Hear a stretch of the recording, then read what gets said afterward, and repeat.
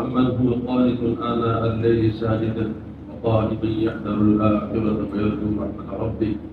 وقال النبي صلى الله عليه وسلم: لكل نبي رفيق ورفيق في الجنة عثمان. صدق الله العظيم وصدق رسوله النبي الكريم. ونحن على ذلك لمن الشاهدين والشاكرين. إن الله وملائكته يصلون على النبي يا أيها الذين آمنوا صلوا عليه وسلموا تسليما. محبت کے ساتھ درود شریف پڑھیے. اللهم صل على سيدنا مولانا محمد وعلى آل سيدنا مولانا محمد مبارک وسلم صلی علیہ.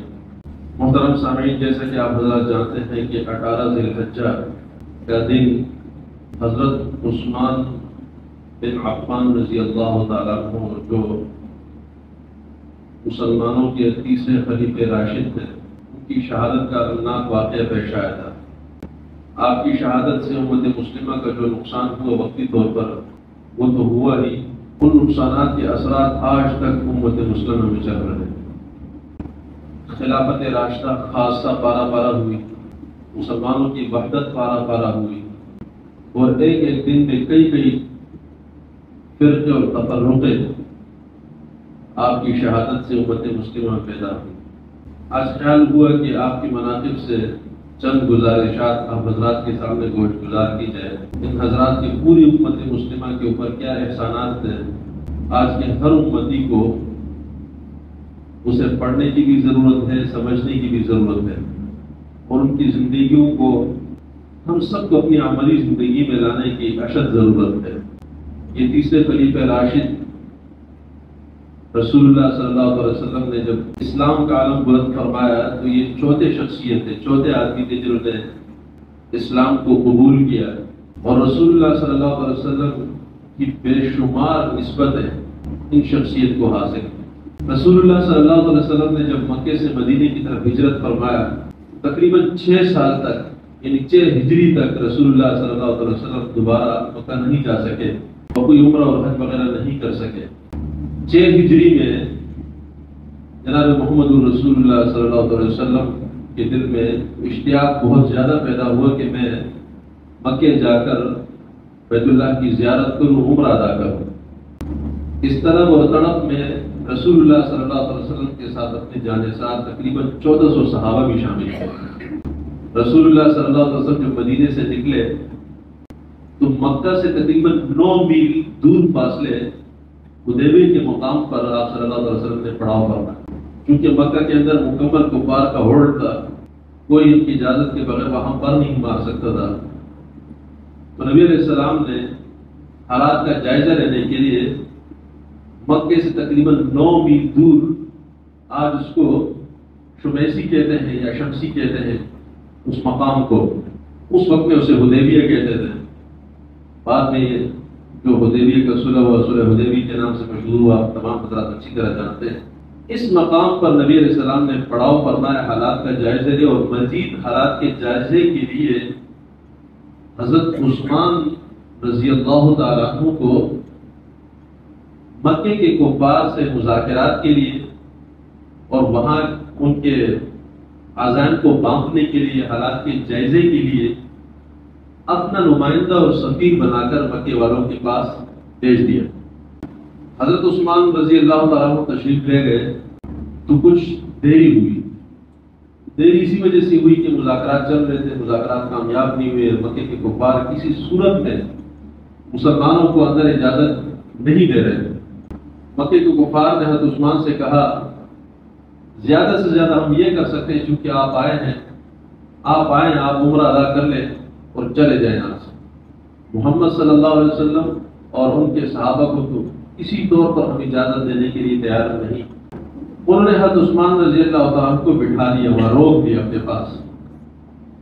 یہاں کسی نے پیچھے شوشہ چھوڑ دیا، کیا نعوذ باللہ حضرت عثمان کو شہید کر دیا گیا. ویسی بھی دیری ہوئی تھی، مسلمان ویسی تشویش میں تھے. اب جب یہ بات بھی آ گئی کہ ان کو شہید کر دیا گیا ہے تو اس سے تمام مسلمانوں کو بہت زیادہ تکلیف ہوئی، اور بالخصوص جناب محمد رسول اللہ صلی اللہ علیہ وسلم کو بہت زیادہ رنج ہوا. یہ کیا ہو گیا ہے؟ تو آپ نے 14 کے 1400 صحابہ کو ایک درخت کے نیچے جمع فرمایا اور سب سے بیعت لی کہ ہم اس مقام سے نہیں ہٹیں گے جب تک عثمان کے خون کے ایک ایک قطرے کا بدلہ نہ لے لیں، لہذا میرے تمام صحابہ میرے ہاتھ پر بیعت کریں، ہم جنگ کے بغیر اب نہیں جائیں گے۔ لہذا ایک سے لے کر شروع ہوئے تمام صحابہ ایک کے بعد دیگر آتے رہے اور جناب محمد رسول اللہ صلی اللہ علیہ وسلم کے ہاتھ پر بیعت فرماتے رہے۔ جب 1400 صحابہ مکمل ہوئے اور انہوں نے رسول اللہ صلی اللہ علیہ وسلم کے دائیں ہاتھ مبارک پر بیعت مکمل کر لیا، روایت میں آتا ہے کہ رسول اللہ صلی اللہ علیہ وسلم نے آخر میں یہ اپنا دائیں ہاتھ اسے کھڑا کیا اور فرمایا کہ یہ عثمان کا ہاتھ ہے، عثمان کی طرف سے میں اپنے اس دوسرے ہاتھ ایسے ہاتھ مارا دوسرے ہاتھ پر، عثمان کی جانب سے میں نمائندہ بن کر میں اس کی جانب سے بیعت کرتا ہوں اپنے ہاتھ پر، کہ اس بیعت میں عثمان بھی شامل ہے۔ تو میرے عزیز دوستوں، یہ ایک درخت کے نیچے معاملہ ہو رہا تھا۔ اب یہ کوئی واقعہ نہیں ہے کہ ایک واقعہ ہو گیا، اس واقعے نے عظمت عثمان کے گویا کے ہزاروں علم بلند کر دیے، ڈر کے بچا دیے حضرت عثمان کے۔ حضرت عبداللہ ابن عمر فرماتے ہیں کہ اس موقع پر رسول اللہ صلی اللہ علیہ وسلم کی نظر میں سب سے زیادہ معزز شخصیت اگر تھے، قابل قدر اور قابل عزت شخصیت اگر تھے تو وہ حضرت عثمان تھے، کیونکہ حضرت عثمان ہی کو نبی علیہ السلام نے اپنا سفیر منتخب فرمایا، اور رسول اللہ صلی اللہ علیہ وسلم فرمایا کہ وہ اللہ اور رسول کا نمائندہ بن کر گیا ہے۔ نبی علیہ السلام فرماتے ہیں کہ میں نے اسے اپنا سفیر بنایا، وہ اللہ کا سفیر بن کر گیا ہے مکے کے اندر، وہ پیغمبر رسول اللہ کا سفیر بن کر گیا ہے۔ اور پھر سب سے بڑھ کر یہ کہ نبی علیہ السلام اپنے ہاتھ مبارک کو کہہ رہے کہ یہ عثمان کا ہاتھ ہے، اپنے ہاتھ میں بیعت ہے۔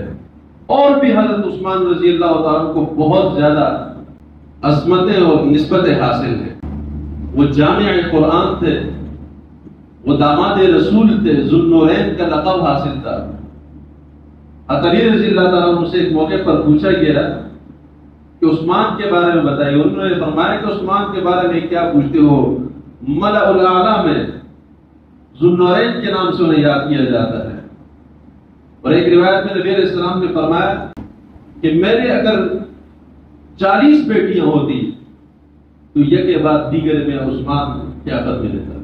اور ایک دوسری روایت میں ارشاد فرمایا کہ میرے اگر 100 بیٹیاں ہوتی میں محمد یک کے بعد دیگر عثمان کی عقد میں لیتا۔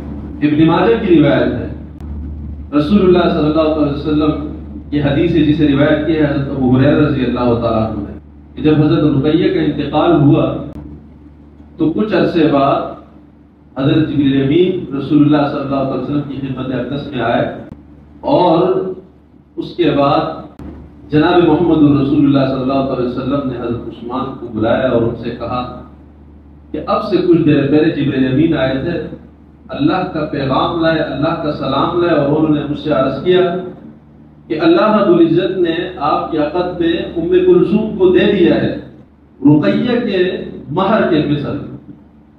ابن ماجہ کی روایت ہے، روایت کرنے والے حضرت ابو ہریرہ رضی اللہ تعالیٰ عنہ۔ گویا کہ عثمان غنی رضی اللہ تعالیٰ عنہ کا دوسرا نکاح رسول اللہ صلی اللہ علیہ وسلم کی دوسری جو بیٹی تھی، تیسری ام کلثوم، حضرت رقیہ کے انتقال کے بعد گویا کہ آسمانوں میں ہوا۔ اور قرآن کریم کی آیت ہے امن هو قانت آناء اللیل ساجدا وقائما یحذر الآخرة ویرجو رحمت ربه، کہ بھلا وہ شخص ان لوگوں اس شخص کے برابر ہو سکتا ہے جو راتوں کو اٹھ کر وہ سر بسجود ہوتا ہے، قیام کرتا ہے۔ امن هو قانت آناء اللیل ساجدا وقائما ویحذر الآخرة، آخرت کے بارے میں بہت محتاط ہے، ڈرتا ہے آخرت سے۔ وَيَرْجُو رَحْمَةَ رَبِّهِ، اور ہر وقت وہ اپنے رب کی رحمتوں کا امیدوار ہوتا ہے۔